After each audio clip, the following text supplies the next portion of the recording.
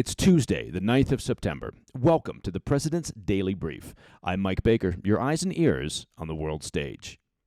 And, yes, if you were wondering, I'm back on the road. All right, let's get briefed. First up, as Moscow ramps up its aerial attacks on Kyiv, Russia is massing 100,000 troops in Donetsk, fueling fears, of course, that a major new offensive may be imminent. I'm pretty sure what's not imminent would be Putin sitting down at the peace table. We'll have those details. Later in the show, Trump vows harsher sanctions, he's vowing them, on Russia after this weekend's strikes on the Ukrainian capital. I mean, vowing would imply, anyway, that he's super serious about it and something's going to happen. Maybe he's just sort of vowing light, vowish. We'll see. Plus, one of the deadliest shootings in Jerusalem in years. Gunmen opened fire on civilians, killing 6 and wounding dozens. Hamas has already stepped forward to take credit. And in today's back of the brief, a warning system breakdown lets a Houthi drone hit an Israeli airport, forcing a shutdown and leaving 2 people wounded. But first, today's PDB Spotlight. It appears Vladimir Putin is ruling out diplomacy entirely when it comes to the war in Ukraine, at least for the foreseeable future. I know that comes as quite a shock to anybody who hasn't been paying any attention. Over the past week, the Kremlin has amassed some 100,000 troops on the front lines in eastern Donetsk, fueling fears in Kyiv and across Europe that Moscow is preparing for a major new offensive to fulfill their ambition of capturing the entire Donbass region. The troops have been relocated to the area outside the city of Pokrovsk. That's a crucial logistics hub that connects several key cities in Ukraine's eastern defensive arc. That's according to a report from the New York Post. Russian troops have been steadily advancing on the city for the past 2 months from the north, east, and south, using small infantry groups and drone surveillance to stretch Ukrainian forces thin. Moscow has also been sending sabotage and reconnaissance groups into the southern portion of the city, seizing on vulnerabilities left in the defensive perimeter by depleted Ukrainian infantry units. But now it appears that Putin is ready to employ the full weight of the Russian military, which heavily outnumbers Kyiv's beleaguered fighting force, in an attempt to finally conquer the strategic hub. The suspected assault appears to be imminent, as the troop buildup reportedly includes a number of Russia's elite naval infantry units, which were redeployed from the northeastern Sumy region in recent days. The Kremlin has also dispatched several tank regiments and 2 motorized rifle brigades to the area, and they're bringing in drones and heavy armored vehicles to supplement the fighting force. Word of the troop movements first reached European capitals late last week, sparking concerns at last week's European Security Council meeting, where leaders were hastily hashing out details regarding security guarantees for post-war Ukraine. Kyiv's allies now fear that the buildup is part of Putin's strategy to consolidate control over the entire eastern Ukrainian region before the year's end. Now, as a reminder, Russian forces already occupy roughly 70% of Donetsk and Luhansk, regions collectively known as the Donbass, but Ukrainian forces still have a foothold in sizable chunks of territory. The city of Pokrovsk has proved particularly difficult for Russia to capture, with multiple failed attempts launched by Moscow over the past 18 months. But back in July, amid Russia's summer offensive in the region, their forces were able to take control of the town of Chasiv Yar. Now, that's after nearly a year of intense fighting in the surrounding area, and that dealt a major strategic blow to Kyiv. The battered town, which is located on relatively high ground, had long served as a regrouping point and forward artillery base for the Ukrainian army.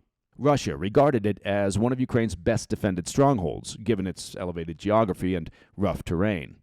Its capture advanced Russia's slow and bloody effort to encircle Ukraine's fortress belt of cities in the eastern Donetsk region, removing a key obstacle that had prevented their army from pushing westward. Now, due to Russia's overwhelming numerical advantage, coupled with Ukraine's manpower shortage and the extensive length of the current front lines, it looks like Pokrovsk will be the next domino to fall. According to analysts at the Washington-based think tank, the Institute for the Study of War, Russian forces could capture Pokrovsk by the end of 2025, if not sooner. If they are successful, Russia would be able to cut off one of the Ukrainian military's main supply routes in the region and firmly establish control over nearly the entire Donetsk region, a primary objective for Moscow ever since they began their invasion. Putin has long made taking control over Donetsk one of his key demands to end the war, and claimed earlier this summer that he could complete that objective through military force by October. But it's worth remembering that even with their manpower advantage, Russian forces have struggled to make meaningful gains over the past year of fighting. Their summer offensive, for example, only resulted in Russia seizing some 785 square miles of land, representing just 0.3% of total Ukrainian territory. George Barros, the leading Russia analyst at the Institute for the Study of War, told the New York Post, quote, "It took Russia about 18 months to make its way to the city, but Pokrovsk has already outlived its usefulness, so it isn't too much of a loss compared to what it took Moscow to get." He noted that just last Thursday, Ukrainian forces managed to repel another attempted push from Russian soldiers into the city. Still, with Putin prepared to throw 100,000 troops into the meat grinder in eastern Ukraine, Kyiv's remaining forces in the region will likely be forced to make a strategic retreat before too long. The intensifying battles in the east come as Russia continues to escalate their aerial attacks on Ukrainian cities, particularly the capital of Kyiv. As we discussed on yesterday's PDB, over the weekend, Moscow launched their largest aerial assault on Ukraine since the war began, firing some 810 drones, 4 ballistic missiles, and 9 cruise missiles at targets across the country, killing and injuring dozens of civilians. The bombardments are getting increasingly belligerent, with Sunday's attack hitting the office of the Ukrainian Prime Minister, marking the first confirmed strike on a government facility in the capital since Russia's 2022 invasion began. All right, after the break, Trump once again vows tougher sanctions on Russia after strikes on Kyiv.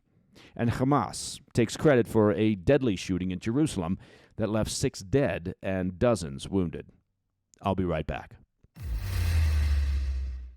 Hey, Mike Baker here. Now, many of you know me as a fashion icon, so let me tell you about a great clothing company out there. It's called True Classic. True Classic started with a simple mission: to bring premium, comfortable clothing to the masses, because they believe that looking and feeling great shouldn't come with a designer price tag. Clearly, people agree. True Classic has sold over, get this, 25 million shirts to more than 5 million customers, with over 200,000 five-star reviews. And the brand isn't just about fabric or fit. It's about helping guys show up every day with confidence and purpose. True Classic shirts fit right, feel amazing, and won't drain your wallet. I've got a closet full of their shirts, and you can feel the difference the moment you throw one on. They're tailored where it counts, relaxed where it matters. There's no bunching. Nobody wants bunching. No stiffness. Just a clean, easy fit that works for real life. Skip the cheap throwaway stuff and the overpriced designer brands. True Classic is built for comfort, built to last, and built to give back. You can find them on Amazon, Target, Costco, Sam's Club, or just head over to trueclassic.com/PDB to try them out for yourself. Welcome back to the PDB. Sticking with the war in Ukraine, it appears President Trump may finally be preparing to put the economic screws to the Putin regime following Moscow's indiscriminate missile and drone attacks across Ukraine over the weekend. Now, admittedly, it's a bit like Groundhog Day. I feel like I've said that same sentence numerous times during the past few weeks. As a reminder, Sunday's bombardment killed at least 4 people, including a mother and her baby, injured more than 44 others, and severely damaged Ukraine's main government building in Kyiv for the first time since the war began. In the wake of the aerial assault, Trump reiterated his long-promised threat to hit Russia with tougher economic sanctions, that's according to a report from the BBC. Speaking to reporters on Sunday, the president said he was, quote, not happy with the whole situation, and was ready to move forward with what he described as the second phase of his pressure campaign against the Kremlin, though, once again, he did not elaborate on what that might look like. Trump's most aggressive measure to date against Russia's economic interests came late last month, when he imposed an additional 25% tariff on India's exports over their ongoing purchases of Russian oil, raising the country's total tariff rate to 50%. Since the outbreak of the war, India has become Moscow's second largest oil customer after China. India's ongoing purchases have helped prop up Moscow's wartime economy, as we've discussed here on the PDB, as Russia still remains one of the world's largest oil producers, with oil and natural gas exports accounting for roughly a quarter of their entire federal budget. But Trump has so far refrained from hitting China, the number one consumer, with tariffs due to ongoing trade negotiations, and has similarly held back on slapping Russia with additional sanctions in the hopes of a diplomatic breakthrough. But Sunday's attack and reports that Russia is amassing 100,000 troops in Ukraine's eastern territories for a fresh offensive should leave little doubt that Putin has no intention of coming to the negotiating table anytime soon. Officials in Moscow were quick to react to the latest economic threat from Washington, saying that fresh sanctions would have, quote, no effect on their war effort. A spokesman for the Kremlin, who may actually be off his meds, said that Kyiv and their European allies were the ones standing in the way of peace. Putin mouthpiece Dmitry Peskov said Monday, quote, sanctions are the agenda supported by the Kyiv regime and European countries. They are doing everything to bring Washington into their orbit and impose these sanctions. He added, quote, it would be preferable for us to achieve our goals and ensure our security by political and diplomatic methods. This is a Russian talking. But at the time when this is impossible due to the lack of reciprocity, we continue the special military operation, end quote. And Peskov managed to utter that crap with a straight face. Well done, you. European leaders are expected to travel to Washington early this week to discuss a unified strategy on squeezing the Putin regime financially, though it's not clear yet which leaders Trump will meet with. The president also signaled on Sunday that he would once again be speaking over the phone with Putin in the coming days. Ukrainian President Zelensky has regularly implored European leaders and President Trump to move forward with additional sanctions against Russia and buyers of their energy products, arguing it's the only viable strategy to force Putin to the negotiating table. But, as we recently discussed on the PDB, well, Europe is still heavily dependent on Russian energy products and has struggled to find alternatives. While most European countries, with the exception of Hungary and Slovakia, stopped directly importing Russian crude in 2022 and Russian fuel in 2023, a significant loophole, it's a large loophole, it's a massive loophole, let's call it that, in the sanctions still allows countries to legally buy Moscow's crude as long as it's first refined into fuels elsewhere. In 2024, for example, the EU spent more money on Russian fossil fuels than on financial aid to Ukraine, albeit indirectly through purchases from Turkey, India, and China. Last week, President Trump admonished European leaders over their continued addiction to Russian energy, saying they're essentially helping fund Moscow's war in Ukraine. And, well, he's not wrong. Trump told his EU allies that he is ready to escalate economic pressure on the Kremlin, but needed stronger commitments from Europe to stop buying Russian energy products. U.S. Treasury Secretary Scott Bessent said that if the EU can summon the collective will to increase sanctions on Russia and join Washington in imposing secondary tariffs on nations that continue to buy Russian oil, quote, the Russian economy will be in total collapse, and that will bring President Putin to the table, end quote. He also added, we are in a race now between how long can the Ukrainian military hold up versus how long can the Russian economy hold up, end quote. Okay, turning to Israel. The deadliest terror attack in Jerusalem since 2023 erupted Monday morning when two gunmen stormed a crowded city bus at rush hour, killing 6 and wounding dozens more. The terrorists boarded a bus at Ramat Junction, a northern hub in the West Bank, home to a large Orthodox Jewish community, and opened fire on passengers and commuters waiting at a bus stop. Witnesses told the Jerusalem Post that the bus doors jammed before the attack, with the driver citing a malfunction. Others described a suspicious man making a phone call just as the bus arrived at the stop moments before the shooting began. 4 people were pronounced dead at the scene, with 2 more succumbing to their injuries at nearby hospitals. The youngest victim was 25 years old, the oldest 79, with 3 of the victims being rabbis. At least 21 people were hospitalized with gunshot wounds, while another 26 were treated for shock. One passenger recalled the chaos as, quote, gunfire like nothing I've ever experienced, end quote. Several bystanders, along with a soldier at the junction, returned fire and killed the 2 terrorists. Israeli officials later said the attackers had set out from villages west of the Ramat crossing. Israel's security agency, Shin Bet, later arrested an East Jerusalem resident accused of driving the gunman to the bus stop. Israeli Foreign Minister Gideon Sa'ar confirmed the shooters were Palestinian.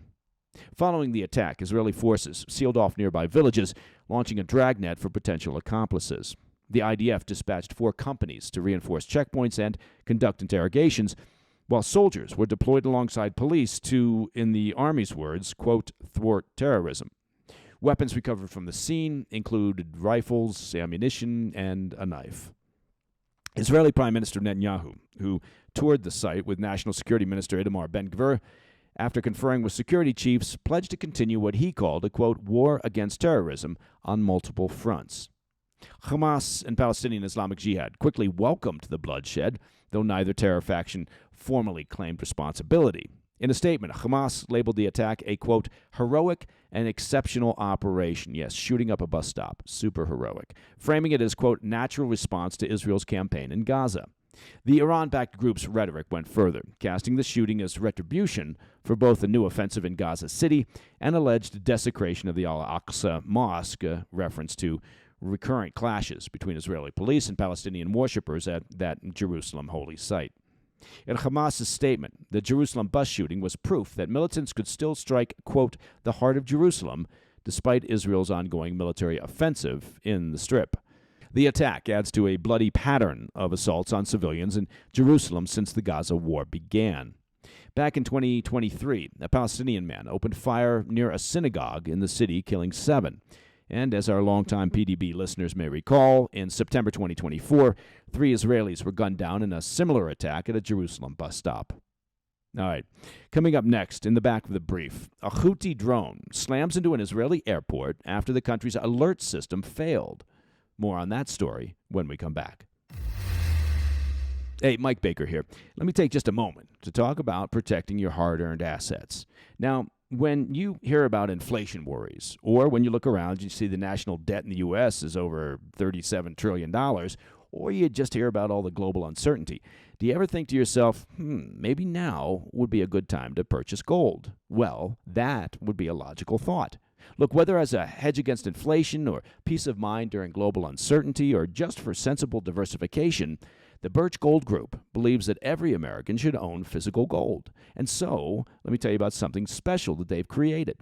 Until September 30th, if you're a first-time gold buyer, Birch Gold is offering a rebate of up to $10,000 in free metals on qualifying purchases. To claim eligibility and start the process, request an information kit now. Just text PDB to 989-898. Plus, Birch Gold can help you roll an existing IRA or a 401k into an IRA in gold, and you're still eligible for a rebate in free metals of up to $10,000. Birch Gold is the only precious metals company that tens of thousands of happy customers trust. So make right now your first time to buy gold and take advantage of a rebate of up to $10,000 when you buy by September 30th. Text PDB to 989-898. Claim your eligibility and get your free information kit. Again, it's simple. Just text PDB to 989-898. Hey, Mike Baker here. Now, this is for anybody working on a job site, or maybe getting stuff done around your yard, or even if you're just banging around the garage trying to fix things. I want to tell you about a great company out there. It's called Brunt, B-R-U-N-T. Look, choosing work boots used to mean sacrificing comfort for durability, right? But Brunt Workwear, well, hands down, the most comfortable work boots I've ever worn. I'm serious. I have the Marin Soft Toe boot, and they've been comfortable right from the start. Importantly also, Brunt stands behind what they make. You wear them to work, and if they don't feel right, send them back. And that's a company that believes in their product. Brunt was tired of the workwear brands out there that are cutting corners. You work too hard, frankly, to be stuck in uncomfortable boots that don't hold up. You know what I'm talking about. So they built something better. Boots that are insanely comfortable and built for any job site. For a limited time, our PDB listeners get $10 off at Brunt when you use code PDB at checkout. Just head over to bruntworkwear.com, use the code PDB, and you're good to go. And after you order, they'll ask you where you heard about Brunt. Do us a favor and let them know the PDB sent you. In today's back of the brief, Israel's multi-layered air defenses failed as a Houthi-launched drone slammed into Ramon Airport, forcing flights to a standstill after officials admitted it was misclassified as a lesser threat. According to the New York Times, Israel's emergency medical service confirmed a man was hospitalized after being wounded by shrapnel, while an elderly woman was injured in the chaos of fleeing the blast. In a statement later that night, the Israeli military acknowledged that its Air Force had tracked the drone from Yemen, but misidentified it, allowing the weapon to bypass defenses and detonate near a passenger terminal in the southern city of Eilat.